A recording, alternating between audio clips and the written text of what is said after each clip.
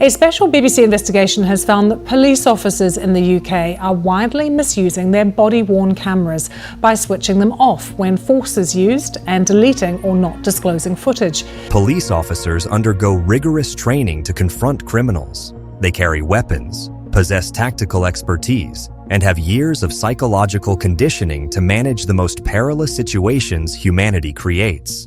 But what occurs when their encounter isn't with another human being? What happens when their service weapon and official credentials become utterly irrelevant against something that defies existence itself? In this video, we're examining moments where seasoned law enforcement professionals, individuals who've witnessed violence, disorder, and humanity's darkest impulses, faced phenomena that dismantled their authority and reduced them to experiencing the same primal terror that has plagued our species since we first huddled around flames in prehistoric darkness. From an officer immobilized on rocky terrain by a pale apparition to a reptilian entity that seemingly violated the laws of physics while ascending a vertical pole, from emergency calls where voices crack while repeating those three bone-chilling words, "It's not human." These are incidents documented in official records, captured on body-worn cameras, logged in police databases, yet they remain fundamentally without explanation. This is Mystery Files, and these are incidents that even law enforcement officers have been unable to rationalize. These aren't folklore from internet forums or fictional horror stories. These are verified incidents with confirmable elements. Body camera recordings, police documentation, emergency call audio, multiple eyewitnesses. Yet they defy every rational explanation attempted. Certain incidents don't require panic or vehicular pursuits. Occasionally, a single glimpse is sufficient to disturb someone indefinitely. This account occurred approximately 3 a.m. in Jose C. Paz, Argentina, when off-duty police officer Walter Leguizamón navigated through the vacant night hours. The pavement extended before him, virtually abandoned, his vehicle's headlights carving illuminated passages through sections of blackness so absolute they appeared tangible. Then a quadrupedal silhouette materialized ahead within his headlight beams. Initially, it appeared canine, merely a stray animal presumably, traversing the roadway. Walter's consciousness categorized it as ordinary and began slowing to allow passage. However, within moments, something registered as deeply incorrect. With decreasing distance, it resembled less any canine he had previously observed. The muzzle was abnormally compressed, nearly concave like human facial features forced into dog-like proportions. Pallid, sickly-appearing markings covered its hide. The anatomical proportions oscillated between canine and something altogether different. Extremities disproportionately elongated, articulations flexing at disturbing angles. Yet the most unsettling aspect was its countenance. Not an animal's visage, but features carrying distorted, human-resembling characteristics. Ocular placement incorrect, excessively forward-oriented. An expression that proved impossible to interpret, impossible to classify. I observed one vital detail in Walter's testimony. He didn't cry out. He didn't immediately accelerate away. He paused. This pause reveals how human cognition processes impossibility. His consciousness was frantically attempting to compress his observation into recognizable categories. Lycanthrope from mythology, genetically altered canine from speculative fiction, diseased animal from nature programming. None fit adequately, yet his brain persisted because acknowledging the alternative, that this represented something completely unknown, proved too psychologically destabilizing. Ultimately, survival impulse conquered rationality. Walter selected flight because certain questions, should you advance one additional step toward resolution, might prevent you from ever posing another question. To the present day, nobody has verified what that entity was prowling the roadways of Jose C. Paz. The entity remains unidentified, uncaptured, and presumably still present in the Argentine darkness. In Baton Rouge, Louisiana, a late evening emergency dispatch sent numerous officers responding to a residential location. The homeowners were terrified, voices trembling through the 911 connection, reporting that an enormous, frightening entity had invaded their dwelling. yet they struggled describing it because it matched no category in their experience. Upon officer arrival, they didn't advance inside with tactical assurance.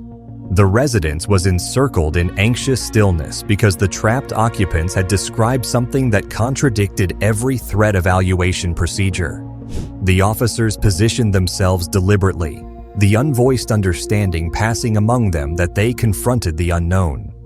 Then, stillness erupted. A penetrating shriek reverberated through darkness. Not any natural animal vocalization, not human screaming, but something that triggered officers' instinctive recognition of predatory sounds. The shriek was succeeded by the violent shattering of glass exploding outward from within the structure.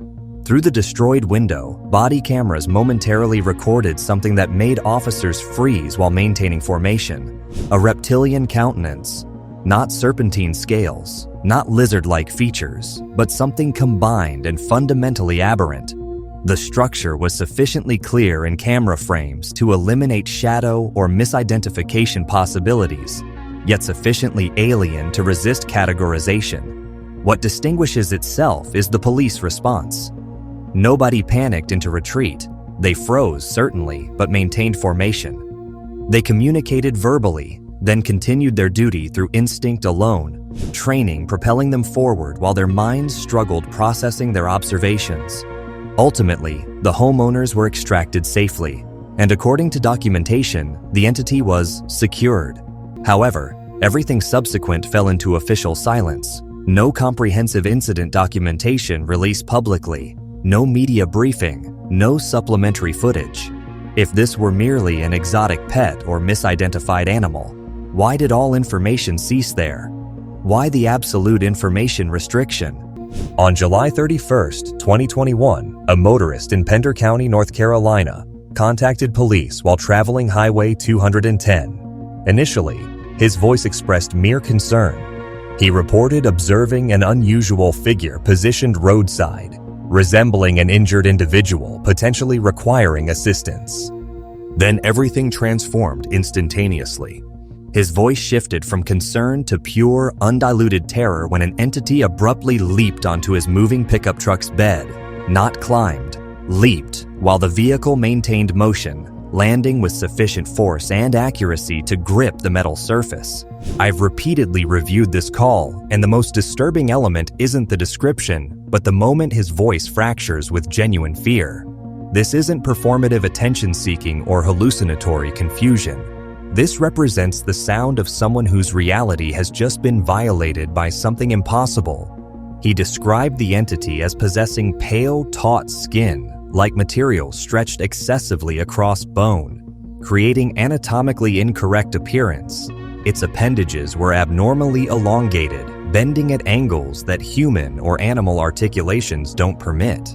Its face was vacant, displaying no expression, no emotion, no indication of anything recognizable as awareness or purpose. Most significantly, he continuously repeated one phrase like an incantation. "It's not human. It's not human." The truck accelerated. The driver floored the pedal, and the entity, with disturbing grace and accuracy, leaped from the moving vehicle and vanished into dark woods flanking Highway 210. When the motorist finally calmed sufficiently to stop and inspect his vehicle, he discovered deep scratches carved into the metal truck bed. Police examined the location and inspected the vehicle, but discovered nothing matching his description. No entity, no tracks, no evidence beyond the physical truck damage itself. I question, if this were merely a hoax or hallucination, what created those scratches? And if it was neither human nor known animal, what was positioned on that roadside that evening, waiting with alien patience for vehicles to pass?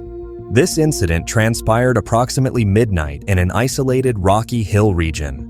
Local law enforcement had been addressing numerous calls regarding a woman in white manifesting at night near pathways and stone inclines. The reports were sufficiently consistent to warrant investigation. The officer reportedly departed his patrol vehicle and ventured into the rocky landscape alone. His flashlight illuminated large boulders and moisture-slicked ground. While descending a minor slope, he lost balance and tumbled backward, his spine striking the rocks with sufficient impact to expel air from his lungs. He was injured, disoriented, potentially with his firearm beyond reach. The body camera recorded him attempting to elevate his head, one arm extended. Mere seconds later, a pale figure materialized directly overhead. She didn't approach from a distance. There were no advancing footfalls, no forewarning. She was simply present, as though she'd coalesced from darkness itself. The entity resembled a woman clothed in an elongated white gown, with pallid skin that appeared to emit faint luminescence. Lengthy black hair cascaded over her face and shoulders like an obsidian curtain. Then she compressed down on the officer's form, her upper body pressed firmly against his chest, one arm forcing down on his throat and shoulder, immobilizing him against the rocky terrain with strength that shouldn't have been achievable for her slight build. The position persisted for multiple clear frames, sufficient duration to eliminate any misidentification possibility. The officer was restrained, nearly completely motionless, unable to liberate himself despite his training and physical capability. He managed only raising one hand, his mouth agape, his eyes fixed onto the pale face hovering mere inches from his own. No public recording exists showing subsequent events. What's documented is that the location was cordoned off briefly afterward, and reports of the pale figure, which had been persistent for weeks, abruptly ceased entirely. The sudden silence, the absent footage minutes, and the complete termination of sightings all suggest that whatever transpired on those rocks that evening was deemed excessively sensitive, excessively inexplicable, or excessively disturbing for public awareness.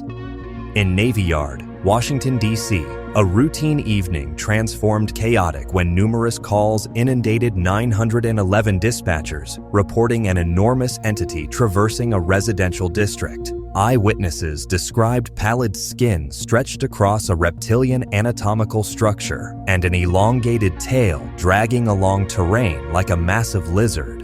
Law enforcement sealed the entire district, establishing a boundary and relocating nearby residents.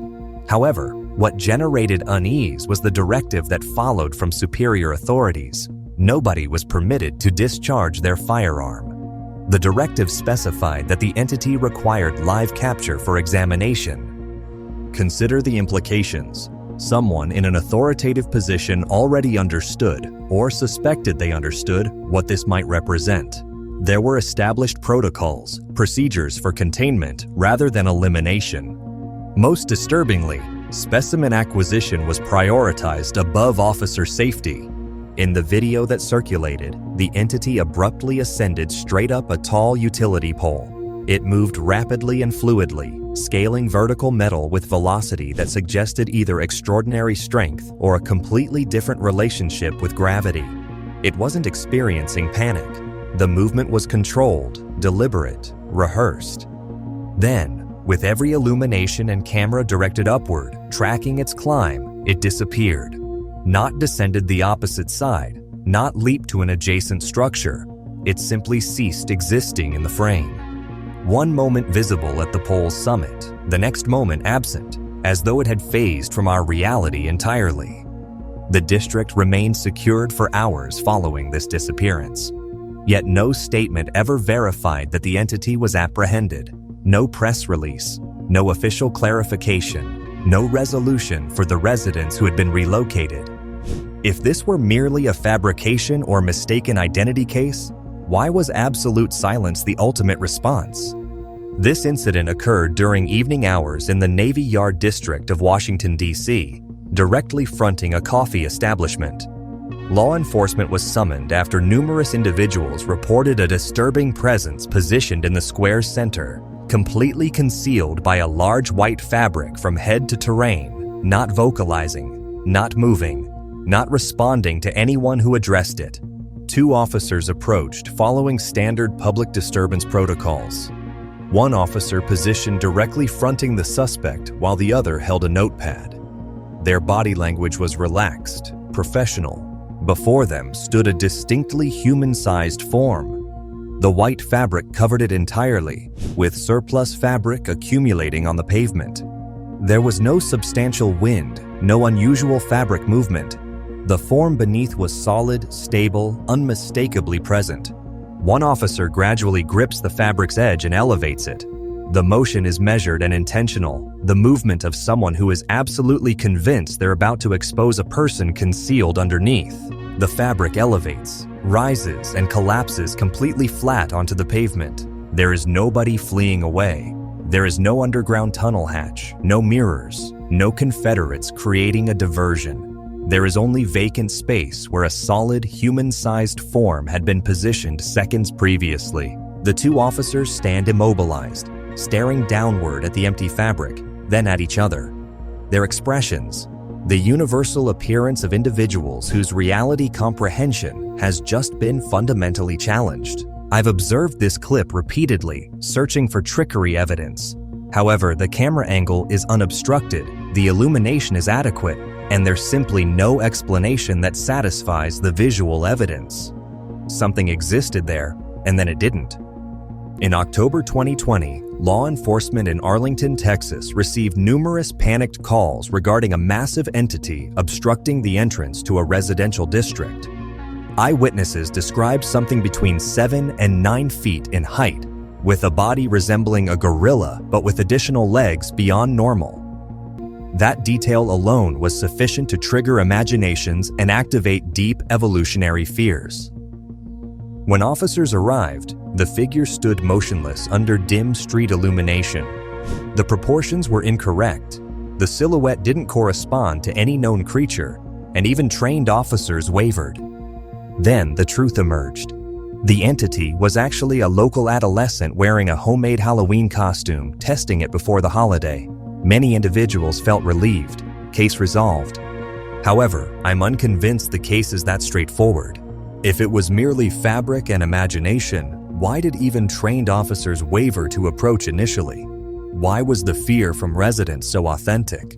The adolescent's costume activated something primal, something that penetrates deeper than rational recognition.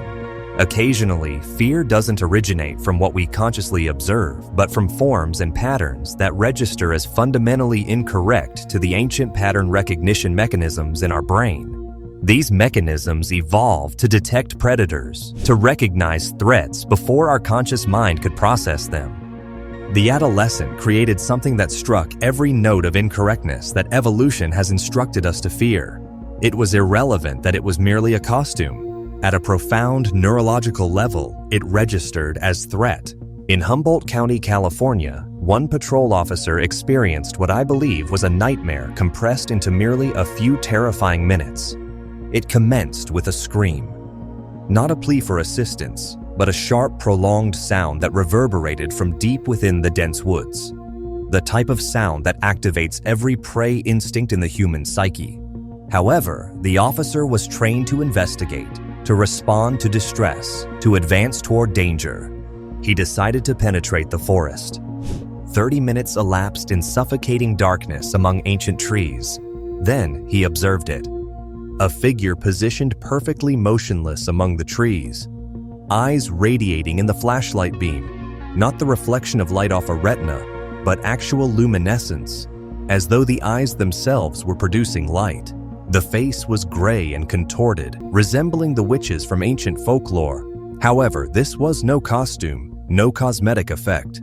The officer pursued it, maintaining sufficient distance to keep it in frame. The body camera documented every step of this surreal pursuit through the California forest. The figure moved when he moved, halted when he halted, leading him deeper into the woods with the patience of something that possesses no time concept. Then abruptly, the video terminates. No climax, no scream, no explanation, just an abrupt conclusion. The officer retreated at that point to summon backup. When they returned with additional units, the forest was vacant, completely devoid of any trace that something had been present. What was positioned in that California forest, and what were its intentions? And if the officer had not retreated when he did, would we be hearing a vastly different story? There's an unspoken principle. If someone is positioned silently in the middle of an isolated road at night, not moving, not requesting help, do not halt your vehicle. In this video from an isolated area of China, a group of travelers committed that precise mistake. They spotted a monk positioned alone in the road ahead, his figure illuminated by their headlights. He simply stood there, facing their vehicle, staring directly at them. The headlights illuminated his motionless face for prolonged, uncomfortable seconds. The travelers could observe him clearly. Traditional robes, the appearance of a religious figure. Against every instinct screaming at them to maintain driving, they applied the brakes. The moment the vehicle came to a complete halt, everything crossed from the unusual into the unnatural. The monk propelled forward, not running the way humans run, but moving in a contorted, irregular way that suggested his body didn't follow human joint structure. His limbs flexed at incorrect angles, his torso moved independently of his legs. A scream followed, sharp, prolonged, and completely inhuman. It didn't sound like anger or fear or any emotion a human throat should produce. It sounded like something being expelled through anatomy that wasn't designed for vocalization. The camera captured nothing after that initial propulsion, only the traveler's own screams reverberating in the darkness. There's no follow-up recording, no explanation. When nobody dares to relate the rest of the story, it usually means the conclusion was never meant to be shared with those who weren't present to experience it. This incident affected me differently than the others, not with fear, but with profound melancholy. Law enforcement was summoned to verify the safety of a tenant who had been absent for over a week from a mobile home park. Everything appeared normal initially. Officers arrived, knocked on doors, conversed with neighbors. Nobody anticipated anything unusual. However, the detail that transformed everything was only detected the subsequent day when Diana, the landlord's sister, reviewed the body camera recording. She observed something that made her blood freeze.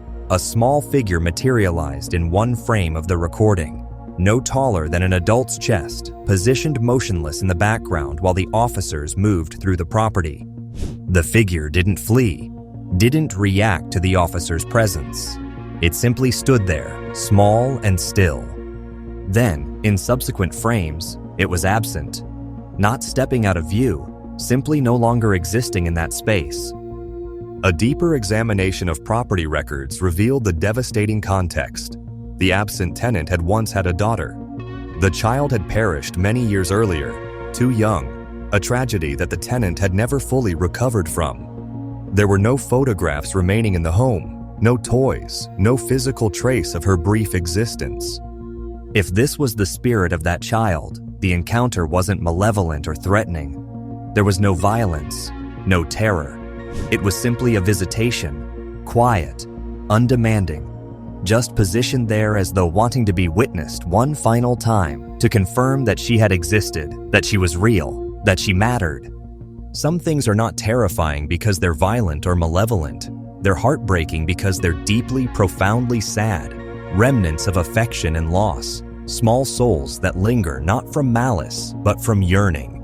If you were a law enforcement officer in these moments, positioned before that white-draped figure, observing the reptilian entity scale that pole, hearing that inhuman scream from the monk in the road, would you follow protocol or trust your instincts to survive? Would you approach when every ancient alarm in your consciousness is screaming at you to escape? These incidents remain officially unexplained. Some concluded with silence from authorities who determined the public didn't require answers. Some terminated with rational explanations that don't quite satisfy. Some remain open files with questions that agencies refuse to address. What were officers genuinely confronting in these moments? What walks among us that defies our attempts at categorization and explanation? And how many other encounters transpire every night, captured on body cameras and dashboard cameras that are quietly buried in classified files? Leave a comment and share what you think these officers were genuinely confronting. Share your theories, your own experiences, your perspective on where the boundary between explainable and impossible truly exists. And subscribe to Mystery Files to continue exploring incidents that even law enforcement cannot explain, encounters that official reports can never fully document, recordings that challenge everything we believe we know about the world we inhabit. Because the truth is, we share this world with more than we're willing to acknowledge, and occasionally those things reveal themselves to the very individuals trained to protect us from danger. The question is, can they protect us from dangers that aren't supposed to exist?